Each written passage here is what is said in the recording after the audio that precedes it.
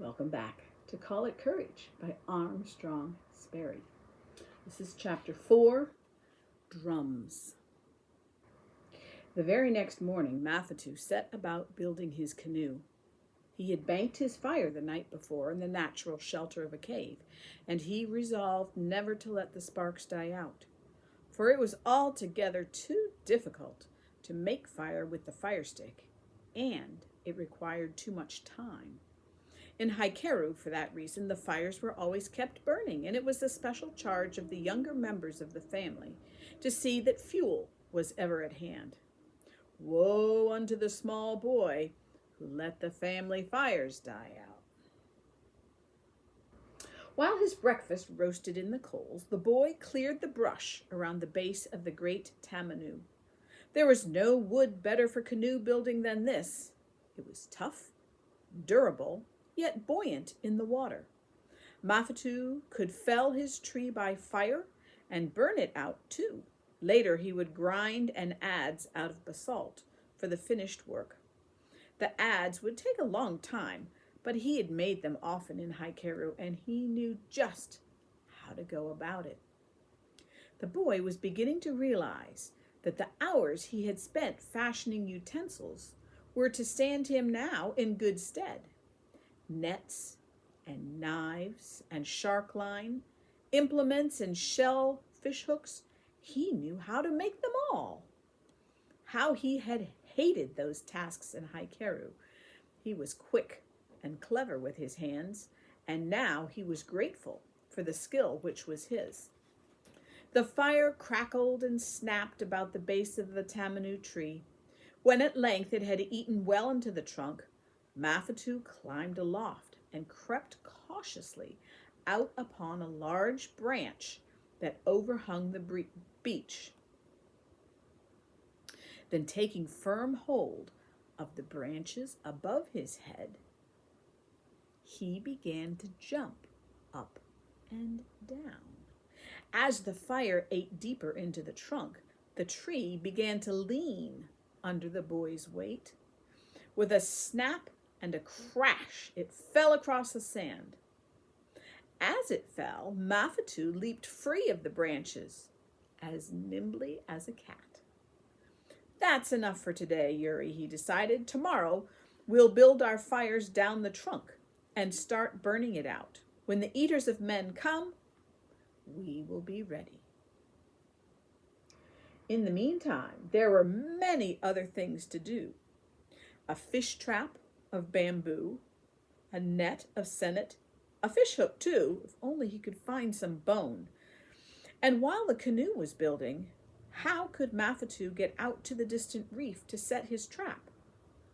Unless he first made a raft of bamboo.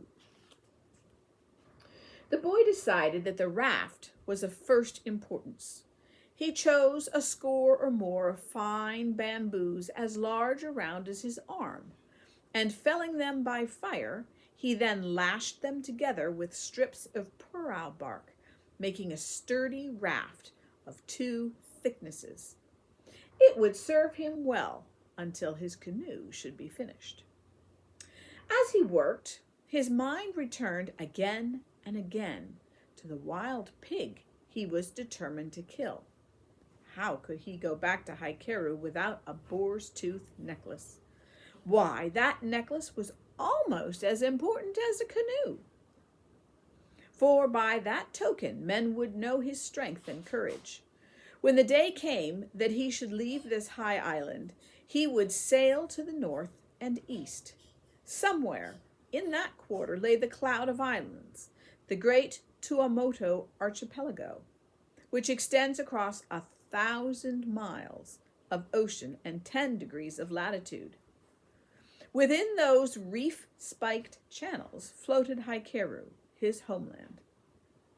There was no doubt in his mind that he would find it, for Maui, who had led him safe to this shore, would someday guide him home again.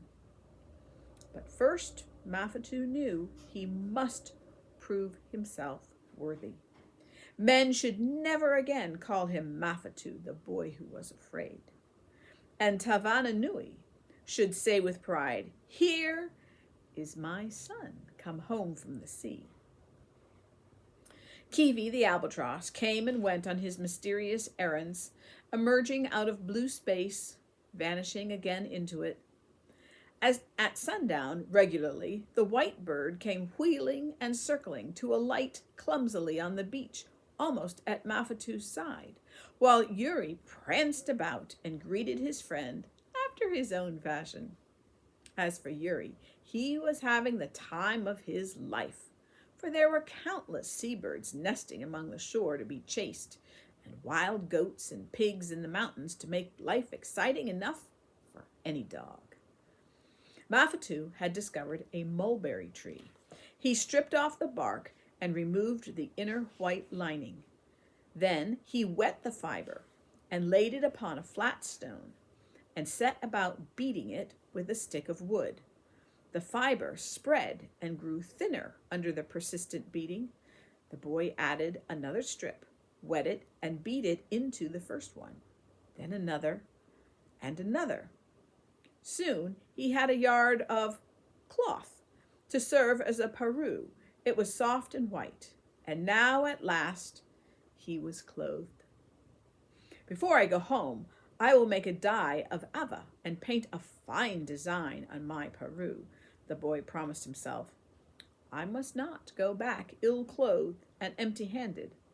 Men must know I have conquered the sea and made the land serve me as well. The days passed in a multitude of tasks that kept Mafatu busy from dawn till dark. His lean-to grew into a 3-sided house with bamboo walls and a thatch of palm leaves. The 4th wall was open to the breezes of the lagoon. It was a trim little house, and he was proud of it. A roll of woven mats lay on the floor. There was a shelf in the wall with 3 bowls cut from coconut shells. Bone fishhooks dangled from a peg, and there was a coil of tough sennet many feet long. An extra pareu of tapa waterproofed with gum of the artu tree for wet weather. All day long the wind played through the openings in the walls. At night lizards scurried through the thatch with soft rustlings. One morning, wandering far down the beach, Mafatu came upon a sheltered cove. His heart gave a leap of joy, for there, white gleaming in the sun, was all that remained of the skeleton of a whale. It might not have meant very much to you or to me, but to Mafatu it meant knives and fishhooks galore, splintered bone for darts and spears, a shoulder blade for an axe. It was a veritable treasure. The boy leaped up and down in his excitement. "Yuri," he shouted, "we're rich! Come, help me drag these bones home."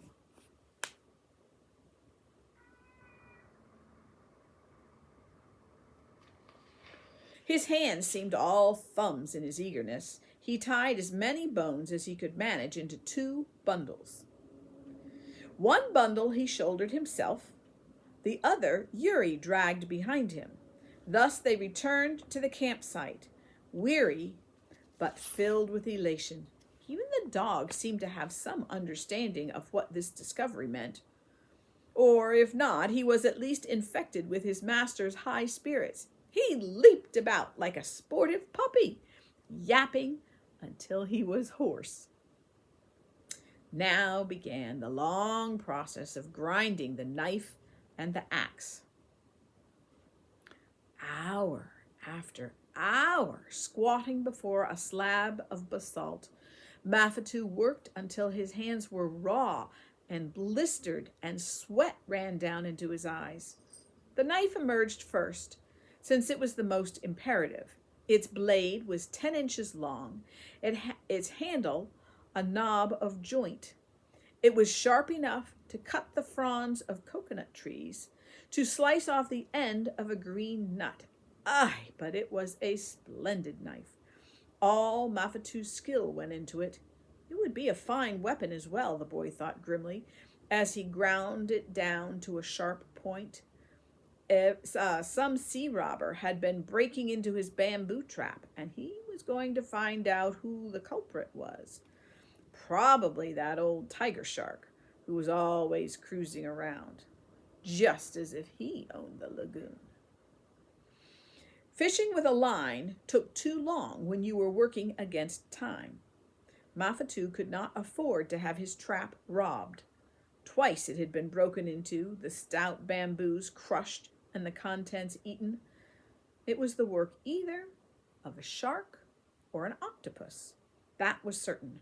No other fish was strong enough to snap the tough bamboo. Mafatu's mouth was set in a grim line as he worked away on his knife. That old tiger shark, undoubtedly, he was the thief.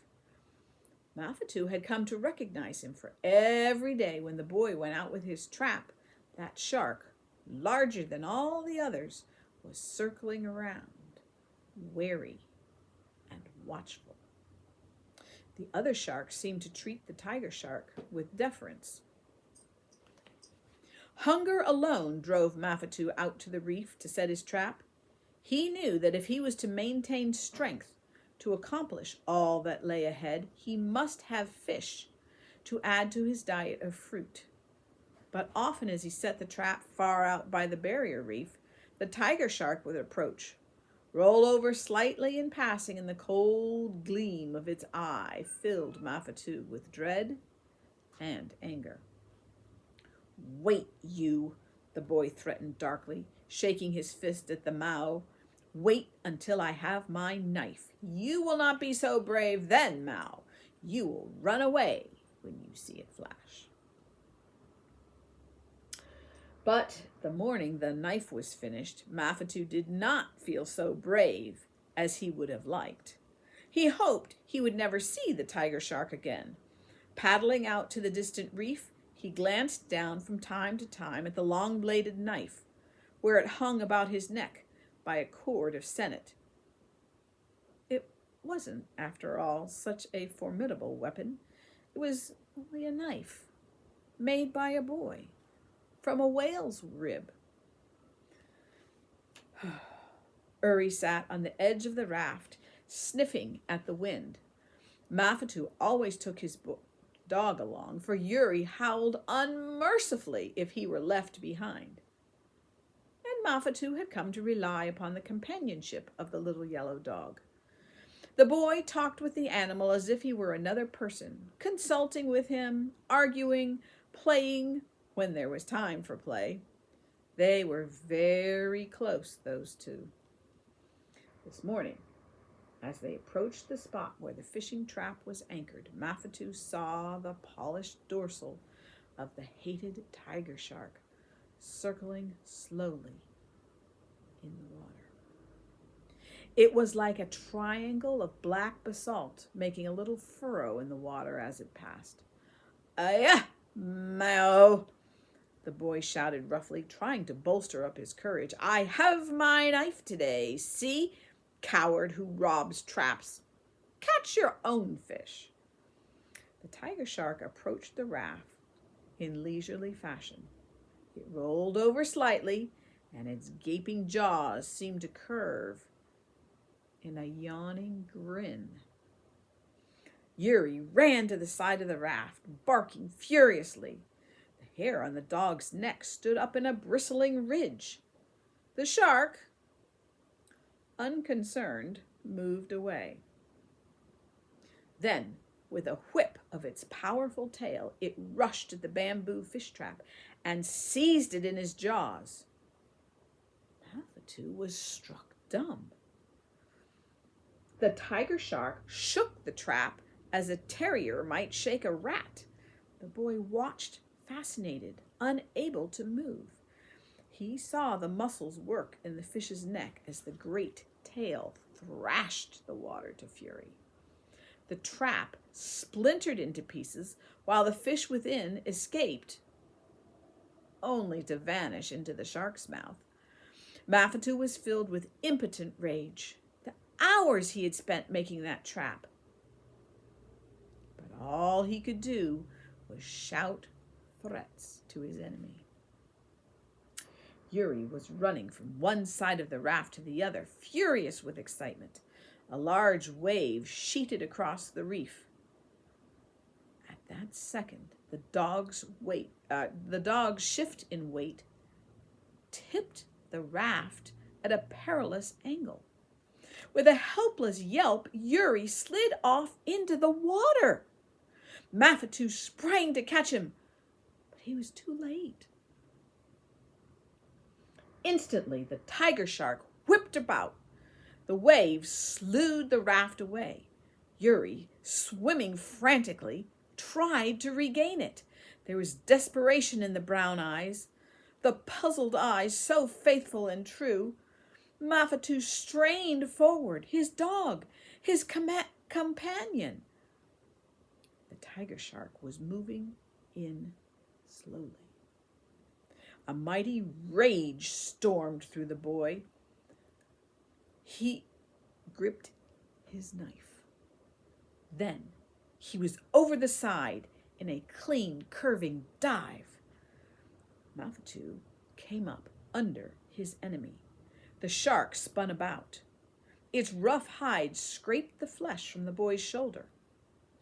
In that instant, Mafatu stabbed deep into the white belly. There was a terrific impact. Water lashed to foam. Stunned, gasping, the boy fought for life and air. It seemed he would never reach the surface. Away! His lungs would burst. At last his head broke water. Putting his face to the surface, he saw the great shark turn over, fathoms deep. Blood flowed from the wound in its belly. Instantly, gray shapes rushed in. Other sharks, tearing the wounded tiger shark to pieces.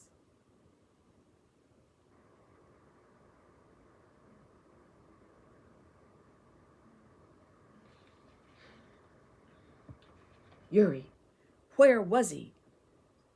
Mafatu saw his dog then. Yuri was trying to pull himself up on the raft. Mafatu seized him by the scruff of the neck and dragged him up to safety. Then he caught his dog to him and hugged him, talking to him foolishly. Yuri yelped for joy and licked his master's cheek. It wasn't until Mafatu reached shore that he realized what he had done. He had killed the Mao with his own hand, with naught but a bone knife. He could never have done it for himself. He had done it for Yuri, his dog, and he felt suddenly humble with gratitude. Now the adze was complete. Thus the canoe, too, was beginning to take the finished shape. It was 15 feet long, 3 feet deep, and scarcely a foot wide. Often as he worked, the boy would pause to admire his craft. It was a beautiful canoe. How proud his father would be. Alas, that it was such slow work. When the hull had been hollowed out, it must be smoothed off with the adze and caulked with artu gum. Then a mast must be made of pukatia, straight and true, a sail woven from pandanus, and there was rigging to be made of senet, tough and strong as wire. The craft would have been finished sooner if only there were not so many other things to interfere. Every day, for example, Mafatu climbed the plateau to his lookout. He had not missed one day since he arrived at the island. He knew that when the eaters of men came, they would sail by day. They would have to beat against the prevailing wind. It would take them many hours to come from Smoking Island. Mafatu would be able to see them from his lookout long before they arrived. If only he could be ready before they came. He must. But that trip up the mountain every day took so much precious time. His canoe would have been finished days ago, but for that. Today I will not go, the boy thought, as his adze whirred and chipped. It takes too long. Then he sighed and laid down the adze. Caution was the better part of wisdom. He picked up his shining spear with its new shaft and turned toward the trail that led to the high plateau. Yuri leaped ahead, his nose keen pointed to the ground. This day, as Mafatu climbed the rough trail through the jungle, he was preoccupied, lost in his thoughts. His mind was not on this business at all. He was thinking about the rigging of his canoe, planning how he could strengthen it here, tighten it there. Some instinct of danger must have made him pause, warning him to beware. There it was. Just a rustle in the undergrowth, scarcely louder than an insect's hum. The boy drew up, tense and listening. Yuri had dashed off on some wild goose chase of his own. The boy stood rooted, alert. He saw it then. A wild boar with lowered head. Eyes red with hate, the flash of its wicked tusks. The animal pawed the ground suddenly. Its grunting snort broke the stillness. Mafatu knew a blind impulse to turn and run. Then he drew a deep breath and shouted out a challenge. Hua Viri, wild pig, I, Mafatu, have come to kill you. The boar charged. Over the ground it tore. Foam flew back from its tusks. The boy braced himself. He met the charge with a perfectly timed thrust of the spear. The boar impaled itself shoulder deep upon the spearhead. Mafatu was thrown off balance, sent spinning headlong. Over and over he rolled. He leaped to his feet in a panic, defenseless. But the boar toppled, gave a convulsive shudder, lay still.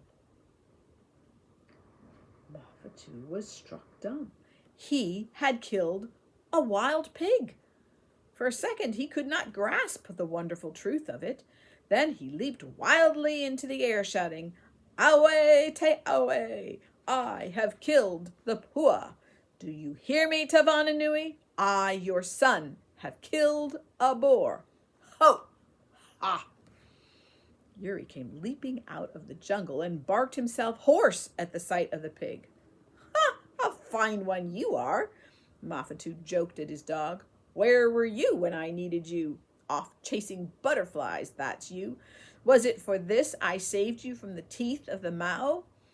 I've a mind not to give you one mouthful of pua.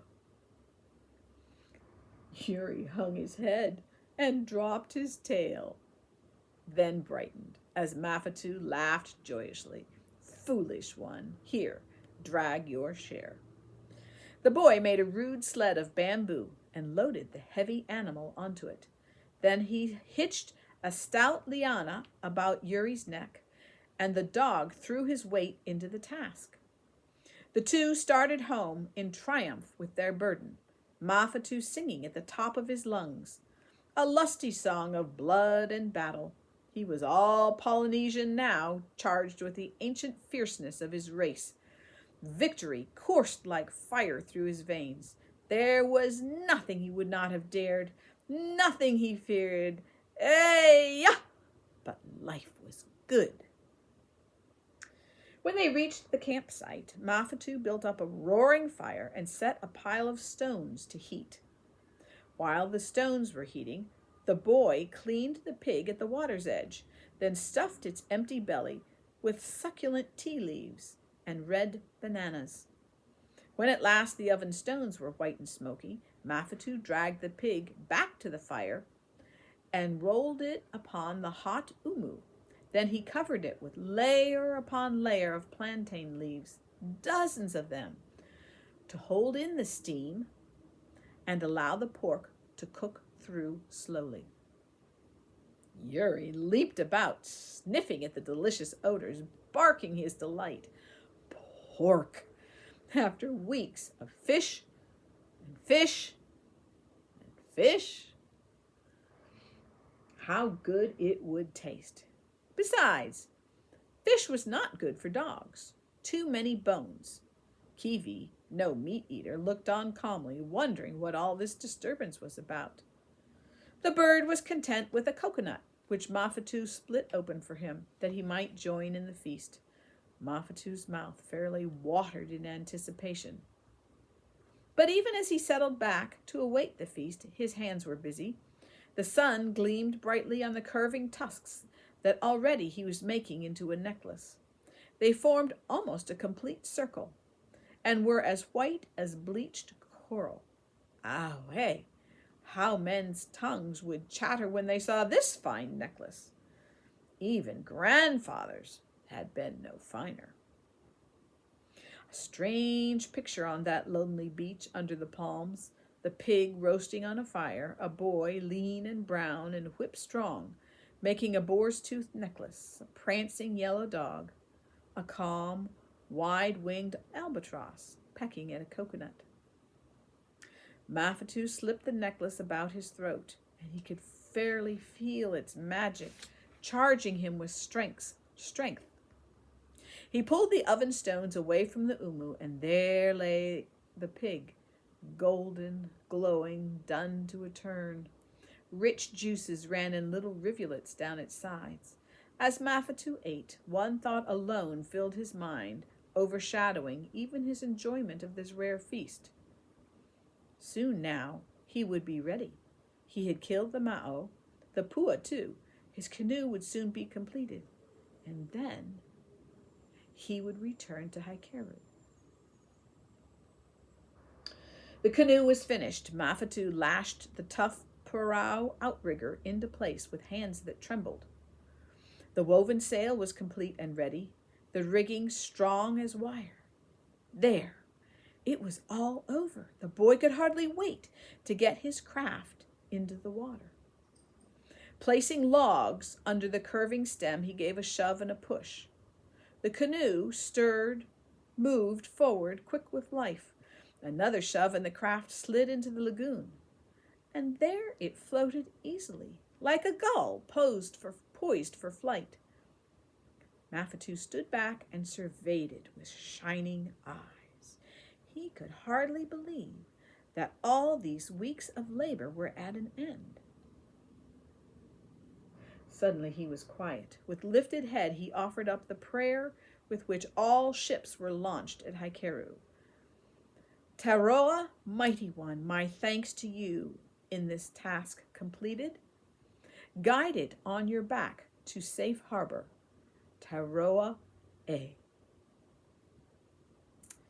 The boy leaped into the stern, picked up the paddle, and ran up the sail.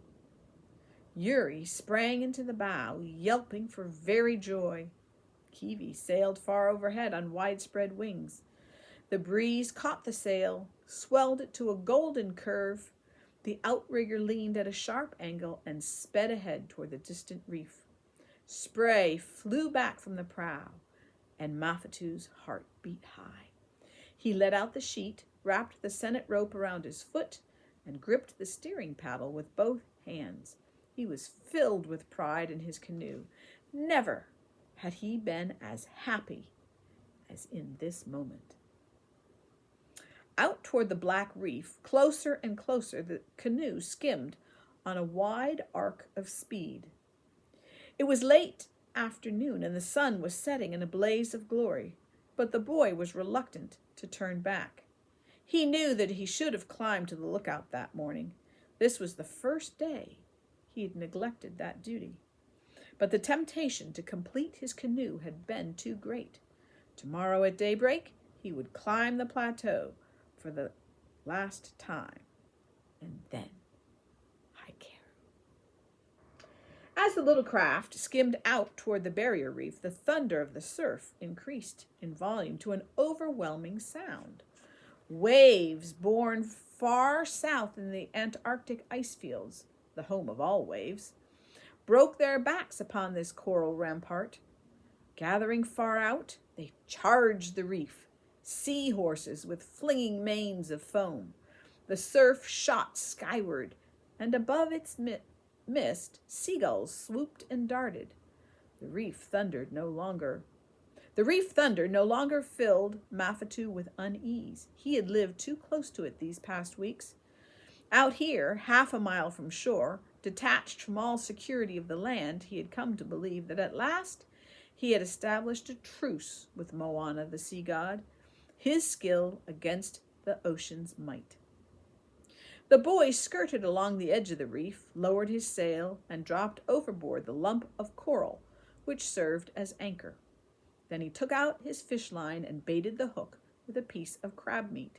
He wanted to enjoy to the full this new satisfaction of confidence in himself, this freedom from the sea's threat. He looked back at the land fondly, but without longing. The high peak, purple in the waning light, stood somber against the sky. The valleys were shadowed with mystery. All these weeks he had lived close to this island and been grateful for its bounty. But he had been born on an atoll, a low island, and all his life had been spent in the spaciousness of open sea and wind-swept palms. There was something gloomy and oppressive in this high island. The reef, this was part of his heritage. The sea, at last, was as much his element as the land. The realization flooded through him in a warm tide of content. He lowered his fish line, fastened it to the mid-thwart, and looked deep down into the clear water. He saw a scarlet rock cod materialize, hang in the shadow of the canoe, motionless save for a slight movement of its gills. With a sudden flip of the tail, it vanished. How fantastic was that undersea world! The boy saw branching staghorn corals, as large as trees, through which jellyfishes floated like a film of fog. He saw shoals of tiny mullet, miniature arrowheads, the whole school scarcely larger than a child's hand. A conger eel drew its ugly head back into a shadowy cavern. Here, beside the wall of reef, Mafatu's bamboo fish trap hung suspended. Before he returned to shore, he would empty the trap. It had been undisturbed since the tiger shark was killed, and each day had yielded up a good supply of mullet or crayfish or lobsters. Here, the wall of living coral descended to the lagoon floor. Its sides were pierced with caves of darkness, whose mystery the boy felt no desire to explore. Far below, perhaps 40 feet, the sandy floor of the lagoon was clear and green in the dappled light. A parrotfish emerged from the gloom, nibbled at Mafatu's bait, then vanished. Away! These fish must be well fed. My piece of crab meat does not tempt them. The boy decided to give it up and content himself with the fish in the bamboo trap. He leaned over the gunwale and pulled it up out of water. Through the openings in the cage, he could see 3 lobsters, blue, green, and fat. What luck! But as he dragged the heavy, wet trap over the gunwale, the fiber cord that fastened his knife around his neck caught on an end of bamboo. The trap slipped, the cord snapped, the knife fell into the water. With dismay, the boy watched it descend. It spiraled rapidly, catching the sunlight as it dropped down to the sandy bottom. And there it lay, just under the edge of a branching staghorn. Mafatu eyed it uncertainly. His knife, the knife he had labored so hard to shape. He knew what he ought to do. He should dive and retrieve it. To make another knife so fine would take days. Without it, he was seriously handicapped.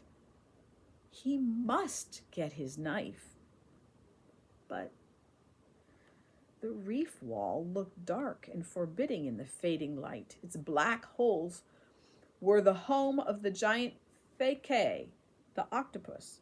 The boy drew back in sudden panic. He'd never dived as deep as this. It might be even deeper than he thought, for the clarity of the water confused all scale of distance. The knife looked so very near, and yet there it lay, gleaming palely. The boy gazed down it with longing. He remembered the morning he had found the whale's skeleton, the first one he had ever seen. Surely Maui, god of the fishermen, had sent the whale there to die for Mafatu's use. The long hours that had gone into the making of the knife. It had saved Yuri's life, too, and now Yuri, in the bow of the canoe, was looking at his master with eyes so puzzled and true. Mafatu drew a deep breath. How could he abandon his knife? Would Maui, thought chilled him, think him a coward? Was he still Mafatu, the boy who was afraid? He leaped to his feet, gave a brave hitch to his paru. Then he was overside in the water. He clung for a moment to the gunwale, breathing deeply. Inhaling, then releasing the air in a long-drawn whistle, he prepared his lungs for the pressure of the depths. Many times he had seen the pearl divers do it. In the canoe lay a coral weight fastened to a length of sennit. Mafatu took this weight and held the cord in his toes. With a final deep breath, he descended feet first, allowing the weight to pull him downward. At about 20 feet, he released the weight, turned over, and swam for the bottom. Here the water was cool and green. The sunlight filtered in from above in long, oblique bands. Painted fishes fled before him. He saw a giant paua, a clamshell, 5 feet across and taller than he, its open lips waiting to snap shut upon fish or man. Green fronds waved gently as if in some submarine wind. A shadow moved above the boy's head, and he glanced upward in alarm. Only a sand shark cruising harmlessly. An eel, like a cold waving ribbon, touched his leg and was gone. The knife, there it lay. How sharp and bright it looked. Now the boy's hands were upon it. He seized it and sprang upward toward the light. In that second, a whiplash shot out from a cavern at his back, a lash like a length of rubber hose. The boy caught the flash of vacuum cups that lined its undersurface. Panic stabbed him. The Fekkai, the octopus. Another lash whipped forward and encircled his waist. It grew taut. Then the octopus came forth from its den to face and kill its prey. Mafatu saw a purplish globe of body, eyes baleful and fixed as fate, a parrot mouth, cruel and beaked, that worked and wobbled. Another whiplash encircled the boy's leg. The knife, desperately Mafatu stabbed for one of the eyes. Then darkness clouded the water as the octopus siphoned out his venom. Then in submarine gloom, a boy fought for his life with the most dreaded monster of the deep. He could feel the sucking pressure of those terrible tentacles. His wind was almost gone. Blindly, Mafatu stabbed again, this time for the other eye. The blow, so wildly driven, went true. The terrible grip relaxed, slacked. The tentacles grew limp. Then Mafatu was springing upward, drawn up toward light and air and life. When he reached the canoe, he had hardly enough strength to cling to the gunwale, but cling he did, his breath coming in tearing gasps. Yuri, beside himself, dashed from one end of the canoe to the other, crying piteously. Slowly, strength returned to the boy's limbs, warmth to his chilled soul. He dragged himself up into the canoe and collapsed on the floor. He lay there, as in a trance, for what seemed an eternity. The sun had set. Dusk was rising from the surface of the sea. Mafatu struggled upright and peered cautiously over the side of the canoe. The inky water had cleared. Down there, 40 feet below, the octopus lay like a broken shadow. The white cups of its tentacles gleamed dully in the watery gloom. With shark line and hook, the boy fished up the Feke's body. As he dragged it into the canoe, one of the tentacles brushed his ankle. Its touch was clammy and of a deathly chill. Mafatu shuddered and shrank away. He had eaten squid and small octopi ever since he was born, but he knew that he could not have touched a mouthful of this monster. He raised his spear and plunged it again and again into the body of his foe, shouting aloud a savage paean of triumph. 1,000 years of warrior heritage sounded in his cry. Once more, Maui had protected him. What to do with the Feke? The boy decided to cut off the tentacles. They would dry and shrink, but they would be still of prodigious size, and the people of Hekeru would say, "See, Mafatu killed the Feke single-handed. Awe te awe." Dusk, almost in an instant, deepened into night. As Mafatu turned the nose of his canoe toward shore, the first stars were appearing, bright and close and friendly. There was the Southern Cross, pointing toward the end of the world. The lagoon was a black mirror dusted with starshine. Far below in the dark waters, illuminated fish moved and had their being.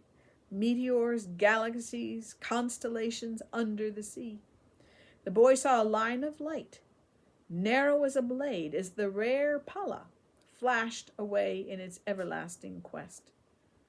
A sand shark, phosphorescent ghost, darted after the pala, seized it in a swirl of luminous mist. The mist faded slowly. It was blood. Mysterious life forces were completing their cycle in those dark depths, even as on the earth and in the air above. This sea, no more to be feared than earth or air, only another element for man to conquer. And he, Mafatu, had killed the Feke. Awe te awe. As he dipped his paddle with a swinging rhythm, the rhythm of his thoughts swung in unison. Tomorrow I shall start home. Tomorrow, tomorrow. Ea. As he dipped his paddle, the thought of it set him a quiver. Tomorrow, tomorrow. He had been here so long. He dragged the canoe up on the beach, placed the logs under the curving stem so that he might launch it easily on the morrow. He would never need to climb the high plateau to the lookout again. Let the eaters of men come.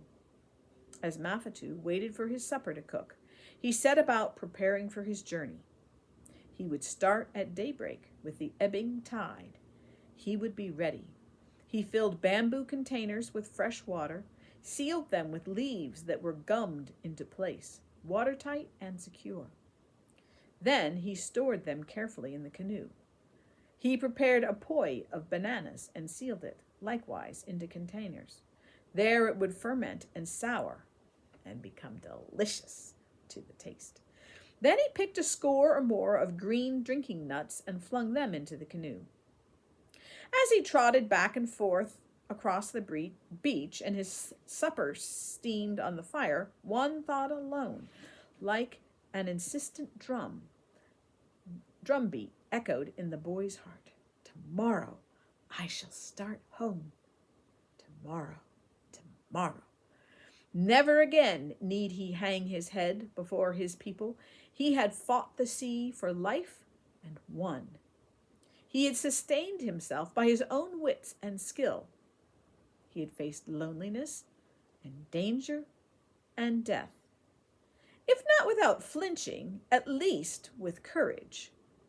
He had been, sometimes, deeply afraid, but he had faced fear and faced it down. Surely that could be called courage. When he lay down to sleep that night, there was a profound thankfulness in his heart. Tavana Nui, he whispered, my father, I want you to be proud of me. He fell into a heavy, dreamless sleep. Before dawn, he was awakened by a sound of measured booming, like the beating of a supernatural drum. Thump, thump, thump, thump, thump, thump. It rose above the thunder of the reef, solemn and majestic. Instantly awake, listening with every sense, Mafatu sat upright. Far out on the reef, the seas burst and shot upward like sheeted ghosts in the moonlight. There it came again. Thump, thump, thump, thump, thump, thump, steady as a pulse, beating in the heart of darkness. And then Mafatu knew the eaters of men.